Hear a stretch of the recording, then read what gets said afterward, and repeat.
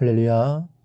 사랑하는 대강의 가족 여러분, 오늘 하루도 하나님의 말씀과 동행하는 삶이 되길 소망합니다.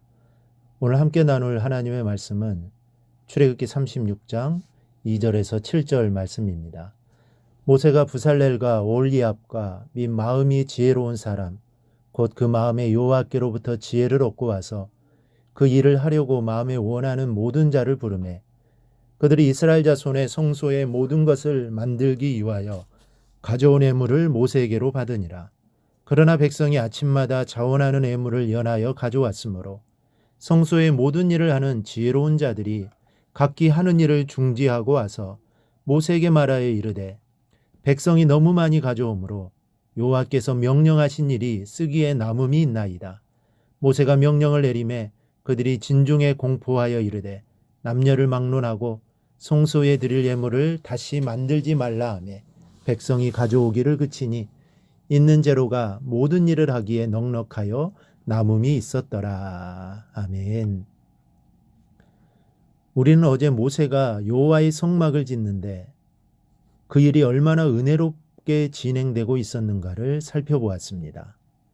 온 백성이 자원하는 마음으로 또 마음에는 감동이 충만하여 예물을 바쳤고 재주 있는 여인들은 아름다운 색상의 배실을 뽑아 헌물하는 것을 보았습니다. 그리고 하나님은 이러한 일을 진행하기에 앞서 안식일을 거룩히 지켜야 할 것에 대해서도 말씀하셨습니다. 안식일 규례가 그만큼 중요함을 보여주고 있는 것입니다. 오늘 본문에도 그 은혜로운 장면은 계속 이어지고 있습니다. 그러면 이스라엘 백성은 성막을 짓는 일에 어떻게 헌신하였는지 또 다른 모습을 살펴보며 은혜를 나누고자 합니다. 먼저는 아침마다 자원하는 예물을 가지고 왔습니다. 3절 하반절을 보니 백성이 아침마다 자원하는 예물을 연하여 가져왔으므로 그랬습니다. 백성이 마음에 감동이 오고 자원하는 마음이 생기다 보니 아침마다 예물을 가져왔다는 것입니다. 이 자원하다라는 말은 즐거이 드리다, 즐거이 헌신하다라는 뜻을 가지고 있습니다. 자기 의사로 즐겁게 봉사하거나 제물을 드리는 것을 의미합니다. 누가 강요해서 헌금을 한 것이 아닙니다.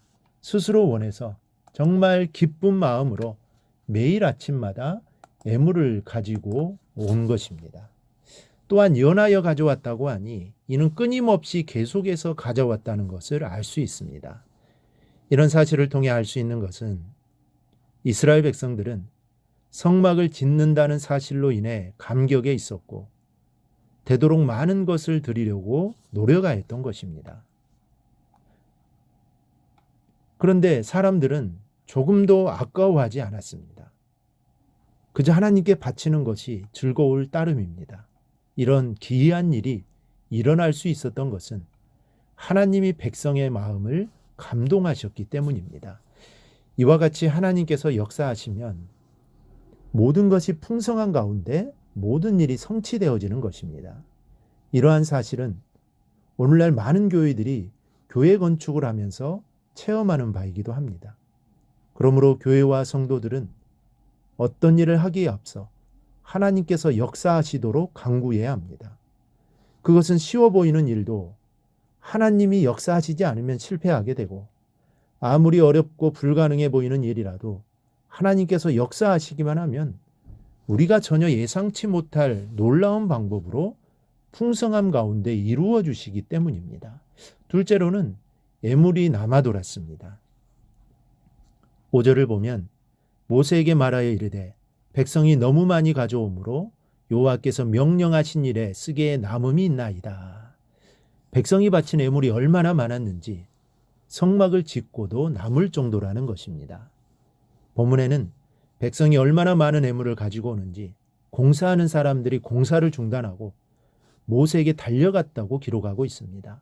3절 5절을 보면 백성이 아침마다 자원하는 예물을 연하여 가져왔으므로 성소의 모든 일을 하는 지혜로운 자들이 각기 하는 일을 중지하고 와서 모세에게 말하여 이르되 공사비가 없어서 공사를 못한 것이 아니라 사람들이 너무 많이 몰려와 예물을 놓고 가니 이것을 어떻게 처리할까 모세와 의논하느라 공사를 못하고 있는 것입니다.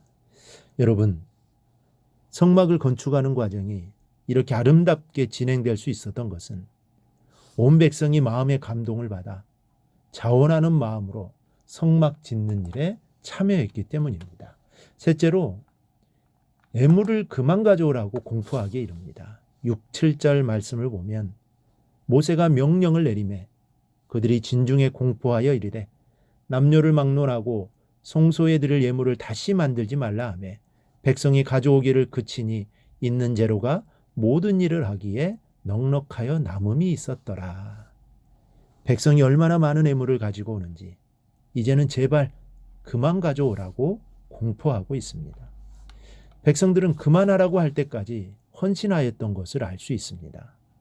사실 성막을 만드는 데 쓰일 재료가 남을 만큼 넉넉하게 된 것은 광야에서 이스라엘 백성들의 삶이 풍요로웠기 때문이 아닙니다. 오히려 그들은 어떤 물품도 구할 수 없었던 광야에 있었기 때문에 생필품이 절대 부족한 상황이었습니다. 그럼에도 불구하고 이처럼 성막을 짓는 일에 쓰일 재료가 넉넉하여 남음이 있었다는 것은 오직 그들이 자원하는 마음으로 자기 희생을 감수하였기 때문입니다. 이처럼 자원하는 마음으로 자신의 희생을 감수하면서까지 바쳐지는 예물은 항상 하나님의 일에 쓰고도 남음이 있습니다. 하나님께서는 그 드려진 예물 자체가 아니라 드리는 자의 마음을 받으시고 그 마음을 인하여 그 드려진 예물을 하나님의 구원사에게 쓰고도 남음이 있도록 풍성하게 만드시는 겁니다. 예수님께서 행하신 오병이어의 기적은 이와 같은 사실을 잘 보여줍니다. 예수님께서는 자신의 배고픔에도 불구하고 아낌없이 드린 한 아이의 적은 양식, 곧 물고기 2마리와 보리떡 5개를 받으셔서 이것으로 5,000명에 이르는 사람들을 먹이시고 남은 음식을 12광줄이나 거두게 하셨던 것입니다. 자원하여 마음으로 드려진 예물은 이처럼 놀라운 역사를 이룹니다. 오늘 이스라엘 백성들이 얼마나 마음이 기뻤으면 이렇게까지 했겠습니까? 이런 일들을 시킨다고 하겠습니까? 마음에서 우러나는 자원함이 있었기에 이토록 충성한 것입니다. 이것이 바로 성령의 역사입니다. 자원하는 마음으로 드려지고 그러다 보니 예물이 남아 돌았고 심지어는 모세가 그만 가져오라고 공포하게 이를 정도로 놀라운 역사가 일어난 것입니다. 우리 모두도 본문에 기록된 백성들처럼 자원함과 감사함과 넘치는 감동 속에서 주님을 예배하며 섬길 수 있기를 바랍니다. 그리하여 하나님의 놀라운 일들을 보는 성도님들이 되시기를 주님의 이름으로 축원합니다.